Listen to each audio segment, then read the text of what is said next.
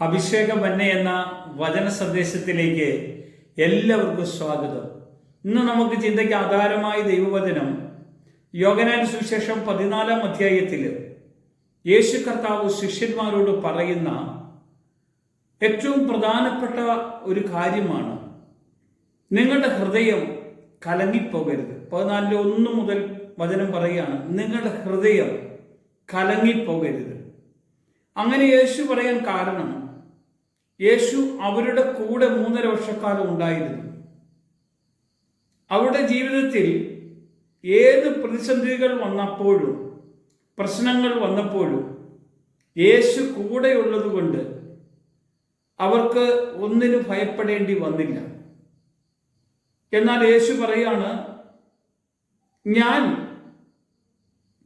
ഇവിടെ വിട്ട് നിങ്ങൾക്ക് വേണ്ടി പിതാവിൻ്റെ അടുക്കിലേക്ക് പോകേണ്ട സമയമാകുന്നു. അതുകൊണ്ടാണ് ഞാൻ നിങ്ങളോട് പറയുന്നത്, നിങ്ങളുടെ ഹൃദയം കലങ്ങിപ്പോകരുത്. ദൈവത്തിൽ വിശ്വസിപ്പിൻ, എന്നിലും വിശ്വസിപ്പിൻ. ഞാൻ പോയാൽ എൻ്റെ പിതാവിൻ്റെ ഭവനത്തിൽ അനേകം വാസസ്ഥലങ്ങൾ ഒരുക്കേണ്ടതിനാണ് ഞാൻ പോകുന്നത്. ഒരുക്കി കഴിഞ്ഞ് നിങ്ങളെ കൂട്ടിക്കൊണ്ട് ഞാൻ ആയിരിക്കുന്നിടത്ത് നിങ്ങളും ആകേണ്ടതിന് ഞാൻ വന്ന് കൂട്ടിക്കൊണ്ടുപോകും. ഇത് യേശു കർത്താവ് പറയുന്നത് യേശുവിന്റെ 2ാമത്തെ ആഗമനത്തിൽ കൂട്ടിക്കൊണ്ടുപോകുന്ന സംഭവത്തെക്കുറിച്ചാണ് കർത്താവ് ഇത് പറയുന്നത്. നിങ്ങളുടെ ഹൃദയം കലങ്ങരുത്. ഇന്ന് നമ്മൾ പലപ്പോഴും നോക്കിയാൽ ഒരു അത്ഭുതങ്ങളോ അടയാളങ്ങളോ ഒരു ദൈവപ്രവൃത്തിയൊക്കെ കണ്ട് യേശുക്രിസ്തുവിനെ രക്ഷിതാവും നാഥനും ഒക്കെയായി സ്വീകരിച്ച് കർത്താവിൻ്റെ കൂടെ കുറച്ചു കാലമൊക്കെ കടന്നുപോയി. കുറച്ച് കഴിയുമ്പോൾ കർത്താവിൻ്റെ ആ കൃപയിൽ നിന്നൊക്കെ വിട്ട് ഈ ലോകത്തിൻ്റെതായ മോഹങ്ങളിലേക്ക് കലങ്ങിയ ഹൃദയവുമായി കടന്നു പോകുന്ന അനേകരുണ്ട്, എന്നെ വിട്ടു പോകുന്നവർ. യേശു പറയാണ്, നിങ്ങളുടെ ഹൃദയം കലങ്ങണ്ട, നിങ്ങൾ എന്നെ വിട്ടു പോകേണ്ട. ഞാനല്ലാതെ മറ്റൊരാളും നിങ്ങളെ വന്ന് കൂട്ടിക്കൊണ്ട് പോകുകയില്ല. പോകാൻ ഒറ്റയാളുള്ളൂ. ബൈബിള് നമ്മളെ പഠിപ്പിക്കുക, ആകാശത്തിന് കീഴിൽ മനുഷ്യയിടയിൽ രക്ഷയ്ക്ക് വേണ്ടി നൽകിയ ഒറ്റ നാമം. ഏത് മതത്തിലാണെങ്കിലും ജാതിയിലാണെങ്കിലും ഏത് വിഭാഗത്തിൽപ്പെട്ട മനുഷ്യനാണെങ്കിലും നൽകപ്പെട്ട ഒറ്റ നാമം യേശു എന്ന നാമമാണ്. നിങ്ങൾ യേശുവിൻ്റെ നാമത്തിൽ ഒന്ന് പറഞ്ഞ് പ്രാർത്ഥിച്ചാൽ മതി, രോഗികൾ സുഖപ്പെടുന്നത് നിങ്ങൾക്ക് കാണാൻ കഴിയും. നിങ്ങൾ ഇത്രയും നാള് ആ നാമം പറഞ്ഞില്ലെങ്കിൽ, നിങ്ങൾക്കൊരു വിശ്വാസവും ഇല്ലെങ്കിൽ, ഈ നാമം എങ്ങനെയാ സുഖപ്പെടുത്തുന്ന നാമമാണോ എന്ന് നിങ്ങളൊന്ന് പരീക്ഷിക്കാൻ വേണ്ടി ഒന്ന് പ്രാർത്ഥിച്ചു നോക്കിക്കേ. യേശു ദൈവമാണോ എന്ന് നിങ്ങൾ പരീക്ഷിച്ചറിയണം. നിങ്ങൾ ദൈവമല്ലെന്ന് പറഞ്ഞാൽ യേശു ദൈവമല്ലാതെ ആകുകയില്ല. യേശു ദൈവം തന്നെയാണ്. എന്നാൽ യേശു പറയുകയാണ്, ഞാൻ ആരാണെന്ന് നിങ്ങൾ എന്നെ പരീക്ഷിച്ചറിയണം.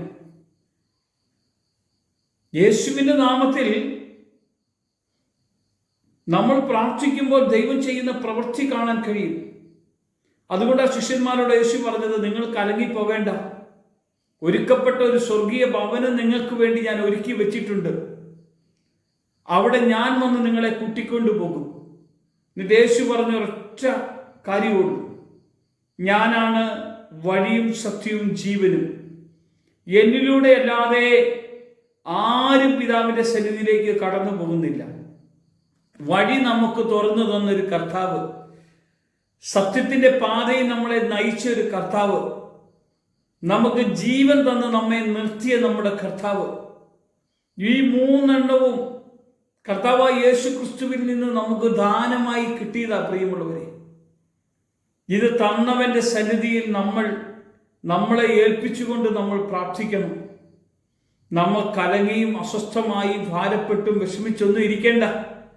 നല്ലൊരു പ്രഭാതം തന്നെങ്കിൽ നമ്മൾ ആ പ്രഭാതത്തെ ഓർത്തൊന്ന് സന്തോഷിച്ചേ.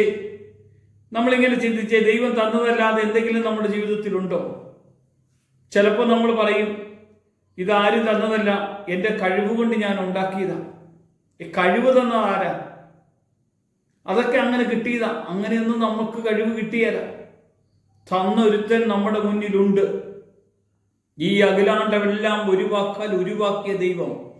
അവരുടെ സന്നിധി ഒന്ന് ഹൃദയവും മനസ്സും തുറന്നൊന്ന് പ്രാർത്ഥിക്കാൻ. കർത്താവേ, നല്ല പ്രഭാതത്തിൽ നിന്റെ സന്നിധിയിൽ ഒന്നിച്ചു പ്രാർത്ഥിക്കാനായി നീ ഒരുക്കിയെങ്കിൽ കർത്താവെ, ഹൃദയം കലങ്ങിപ്പോകാതെ അങ്ങിൽ വിശ്വസിച്ചുകൊണ്ട് അവിടുത്തെ സന്നിധിയിൽ ഇരുന്ന് പ്രാർത്ഥിക്കാനായി നീ ഒരു ദിവസം ഒരുക്കി തരുന്നെങ്കിൽ ആ തന്ന ദിവസത്തെ ഓർത്ത്, ഈ മണിക്കൂറിനെ ഓർത്ത് ഞങ്ങൾ നന്ദിയോടെ പ്രാർത്ഥിക്കുന്നു.